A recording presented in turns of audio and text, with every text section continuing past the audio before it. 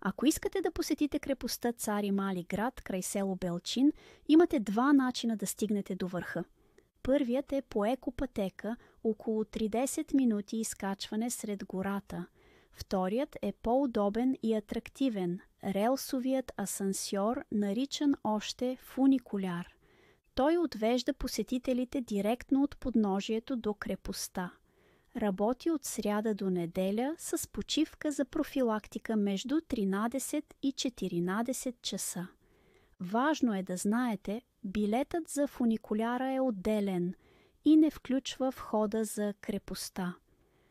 Цари Мали град съчетава история, природа и модерно удобство. Независимо дали ще изберете стъпките по пътеката или ще се повозите с асансьора, пътуването си заслужава.